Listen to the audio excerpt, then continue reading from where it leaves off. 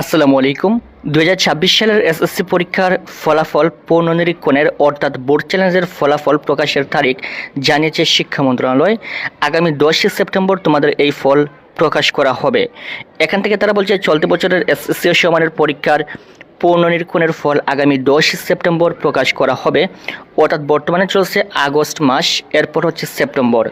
আগামী মাসের 10 তারিখে তোমাদের ফল পুনর্নিরীক্ষণের ফলাফল প্রকাশ করা হবে। শিক্ষা বোর্ড সূত্রে এ তথ্য জানানো হয়েছে। এক্ষেত্রে তোমরা কীভাবে খুব সহজে তোমাদের এই বোর্ড চ্যালেঞ্জের ফলাফল দেখবে সেই প্রসেসটাও তোমাদেরকে এই ভিডিওতে দেখিয়ে দিব।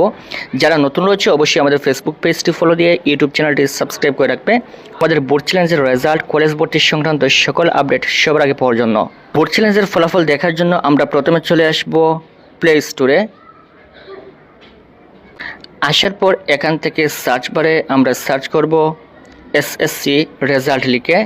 আমরা এখান থেকে এসএসসি রেজাল্ট লিখে সার্চ করব। তারপর আমাদের সামনে প্রথম যে অ্যাপস রয়েছে কমলা লোগোযুক্ত, এই অ্যাপসটা আমরা ক্লিক করব। ক্লিক করার পর এখান থেকে আমরা অ্যাপসটা ইনস্টল করব। অ্যাপটা ইনস্টল হওয়ার পর এখান থেকে আমরা ওপেন করব। ওপেন করার পর আমাদের সামনে এরকম একটা ইন্টারফেস চলে আসবে। বোর্ড চ্যালেঞ্জের ফলাফল কিন্তু প্রত্যেকটা বোর্ডে আলাদাভাবে প্রকাশ করে। সো এক্ষেত্রে তুমি যদি গুগল কিংবা ক্রোম ব্রাউজারে গিয়ে আলাদাভাবে তোমার বোর্ডের ফলাফল দেখতে চাও তাহলে সেখানে কিন্তু অনেকেই খুঁজে পাবে না, বিভিন্ন ঝামেলার সম্মুখীন হবে, তুমি তোমার বোর্ডের লিঙ্ক খুঁজে পাবে না। সো এই অ্যাপসের মধ্যে তারা খুব সহজে তোমাদের বোর্ড চ্যালেঞ্জের ফলাফল সাজিয়ে রেখেছে প্রত্যেকটা বোর্ডের আলাদাভাবে।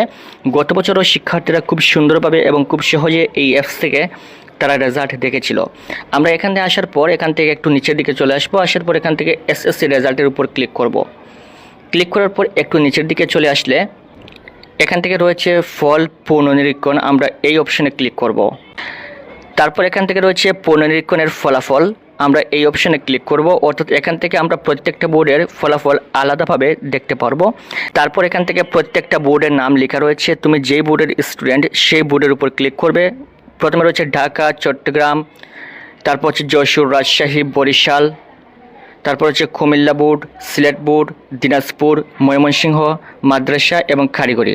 প্রত্যেকটা বোর্ড কিন্তু এখানে রয়েছে। তুমি যে বোর্ডের স্টুডেন্ট সেই বোর্ডের উপর ক্লিক করবে এবং এখান থেকে পিডিএফ আকারে তোমার বোর্ডের ফলাফল চলে আসবে। মনে করো আমি চট্টগ্রাম বোর্ডের উপর ক্লিক করলাম, আমি চট্টগ্রাম বোর্ডের স্টুডেন্ট মনে করো, আমি এখান থেকে চট্টগ্রাম বোর্ডের উপর ক্লিক করব।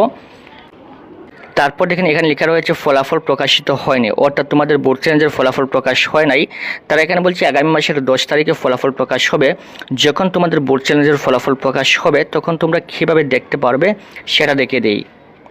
এই মুহূর্তে তুমি দেখতে পাচ্ছ এখানে পিডিএফ আকারে রেজাল্ট রয়েছে।